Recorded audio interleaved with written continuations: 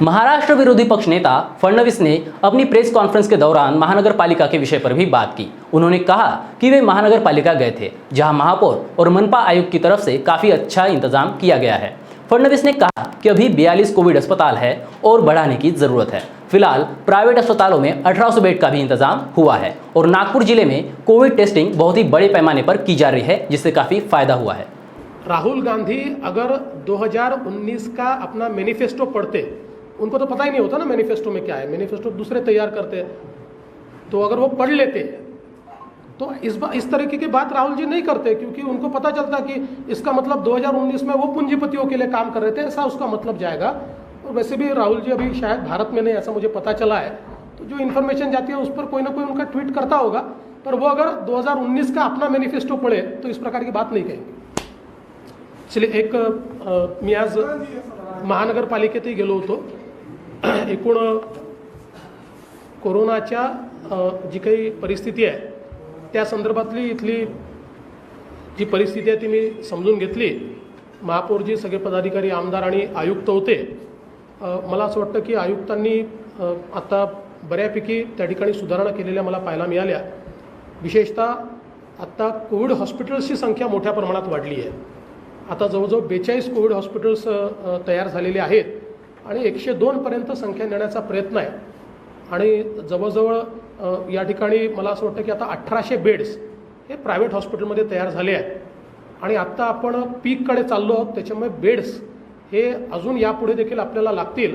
त्यामुळे मी त्यांना या ठिकाणी असं निवेदन केलं आहे की अजून प्रायव्हेट हॉस्पिटल्सचे आणि सरकारी हॉस्पिटल्सचे बेड्स हे कसे वाढवता येतील याचा प्रयत्न केला पाहिजे। कॉन्टॅक्ट ट्रेसिंग देखील आता मोठ्या प्रमाणात त्या ठिकाणी वाढवण्यात आलेला आहे, त्याचाही फायदा आपल्याला होईल।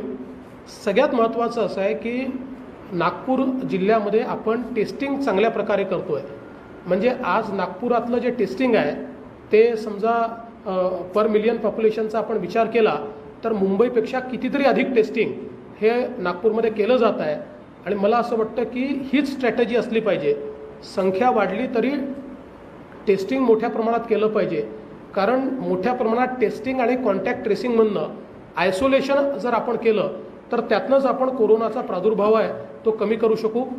आता या ठिकाणी कोविड सेंटर करता किंवा CCH करता जी काही सरकारने मान्यता दिली आहे तर त्याही संदर्भात मी त्या ठिकाणी आयुक्तांना आणि महापौरांना असं सांगितलं की एक जम्बो सेंटर करणं हे काही योग्य स्ट्रॅटेजी होणार नाही। याचं कारण आपण बघितलं असेल, मुंबईचे जम्बो सेंटर किंवा पुण्याचे जम्बो सेंटर हे जवळजवळ फेल झाले आहेत। त्या ठिकाणी डेथ रेट हे 37% गेलेला आहे। आणि पुण्यात त्याचवेळी पुणे आणि पिंपरी चिंचवडनी जे छोटे सेंटर केले आहेत 300चे 200चे, ते सेंटर मात्र अतिशय योग्य प्रकारे चालले आहेत। तर मला त्यावेळेस महापौरांनी आणि आयुक्तांनी हे देखील सांगितलं की आता त्यांनी जो काही प्लॅन तयार केला होता एक जम्बो करायचा, त्याच्याऐवजी आता 2 वेगवेगळे सेंटर्स ते करतायत आणि तेही एक्झिस्टिंग इन्फ्रास्ट्रक्चरचं अपग्रेडेशन करून करतायत। मला असं वाटतं तीच करेक्ट स्ट्रॅटेजी आहे। त्याच्यामुळे बेड्स देखील उपलब्ध होतील आणि ऑक्टोबर महिन्यापर्यंत आपलं हे पिकिंग कदाचित चालेल। आता जे काही सिम्पटम्स दिसत आहेत किंवा देशभरामध्ये पिकिंगच्या संदर्भातली जे काही स्टॅटिस्टिक्स आहे त्याच्या आधारावर ऑक्टोबर एंडपर्यंत पिकिंग चालेल।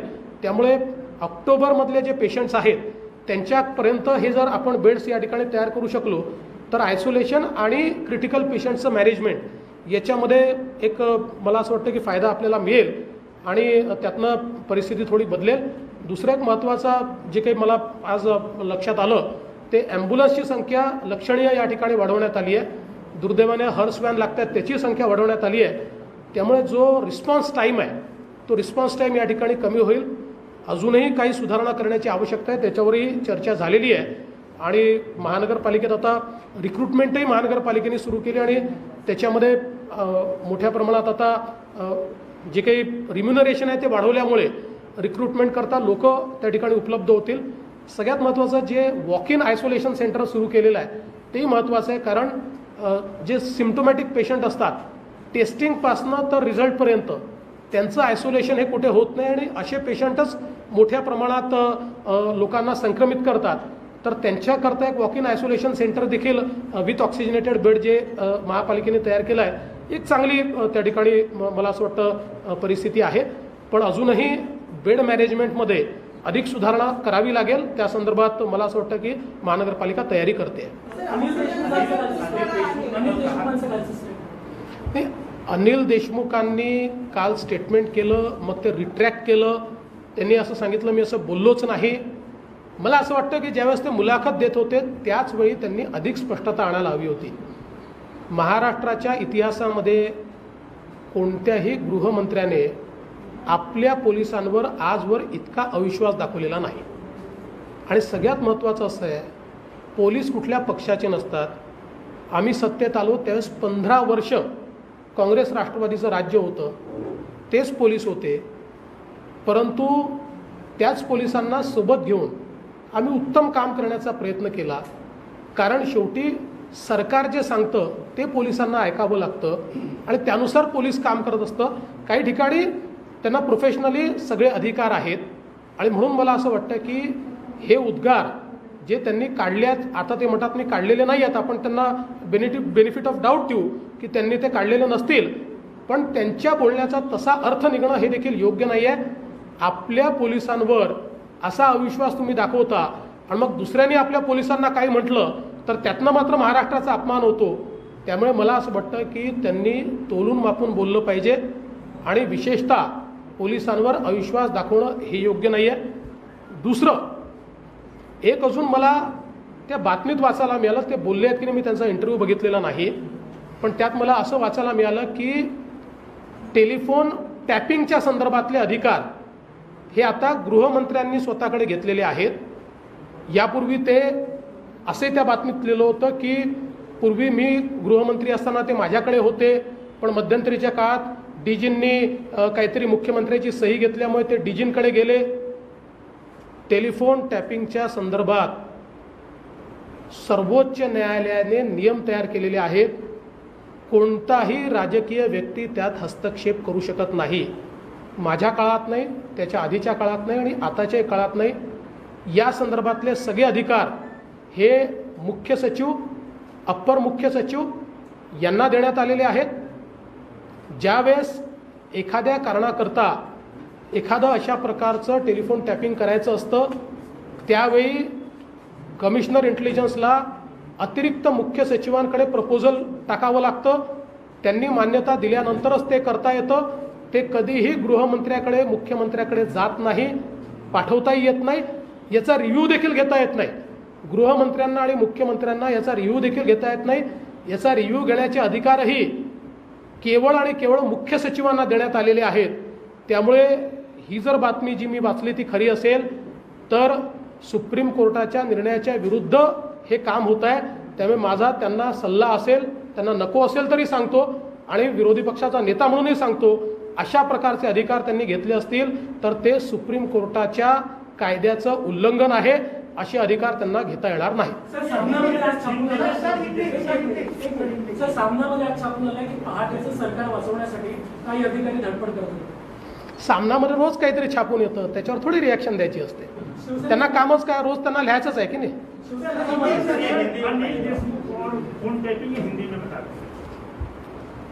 देखिए, मुझे एक पेपर में ये पढ़ने को मिला कि अनिल देशमुख जी, गृहमंत्री जी ने ये बताया है कि टेलीफोन टैपिंग के अधिकार अभी उन्होंने अपनी तरफ लिए हैं. उन्होंने कहा है कि नहीं मुझे पता नहीं, मैंने प्रेस में पढ़ा हुआ है इसलिए मैं कह रहा हूँ. और उसमें उन्होंने, उस प्रेस ने ये भी छापा है कि जिस समय मैं मुख्यमंत्री था उस समय ये अधिकार मेरे तरफ थे और जब सरकार बदली तो डीजी ने सीएम साहब की साइन लेकर वो अधिकार अपनी ओर ले लिए. मैं बहुत स्पष्ट रूप से कहना चाहता हूँ, सुप्रीम कोर्ट ने टेलीफोन टैपिंग के बहुत कड़े नियम तैयार किए हैं. इसमें कोई भी पॉलिटिकल व्यक्ति इंटरफियर नहीं कर सकता. इसके सारे अधिकार ये एडिशनल चीफ सेक्रेटरी को मिले हुए हैं, जो या होम सेक्रेटरी को. होम सेक्रेटरी की मान्यता से कमिश्नर इंटेलिजेंस और डीजी इस प्रकार से टेलीफोन टैपिंग का आदेश दे सकते हैं और इसका रिव्यू लेने का अधिकार केवल चीफ सेक्रेटरी को है. वो मुख्यमंत्री या गृहमंत्री को नहीं है. केवल चीफ सेक्रेटरी इसका टाइम टू टाइम रिव्यू ले सकते हैं और टाइम टू टाइम रिव्यू लेके उसके ऊपर जो अपनी टिप्पणी है उसको वो रजिस्टर कर सकते हैं. तो मुझे लगता है कि जो मैंने खबर पढ़ी है, अगर वो सही है तो ये बिल्कुल गलत है। ये सुप्रीम कोर्ट ने जो आदेश दिए इसके खिलाफ है।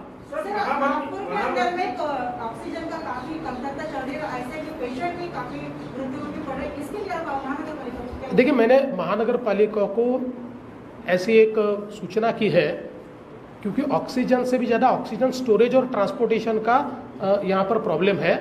तो मैंने उनको कहा है कि अगर महानगर पालिका को अपने बजट में अगर उनको वो पॉसिबल होगा तो उन्होंने एक ऐसी स्कीम भी लानी चाहिए कि जहाँ पर ज़्यादा लोड है, पेशेंट लोड और ऑक्सीजनेटेड बेड्स है, ऐसे प्राइवेट भी अगर कोई फैसिलिटी होगी तो उसके साथ कुछ कॉस्ट शेयरिंग ये महानगर पालिका करे, ताकि वो लोग ऑक्सीजन स्टोरेज या ऑक्सीजन टैंक्स तैयार कर सके और उसके लिए उनको इंसेंटिव मिल सके। अभी तो महानगर पालिका ने ऑक्सीजन मैनेजमेंट की काफ़ी व्यवस्थाएं की है। आज कमिश्नर मुझे जो कह रहे थे, उन्होंने सरकार से ये भी निवेदन किया है कि जो अभी 20% इंडस्ट्रियल यूज़ के लिए ऑक्सीजन दिया जाता है, उसमें से भी अगर 10% ऑक्सीजन ये अभी पेशेंट्स के लिए दिया जाए तो नागपुर की और नागपुर जिले की समस्या हल हो सकती है। उस प्रकार का प्रपोजल उन्होंने सरकार को भेजा है।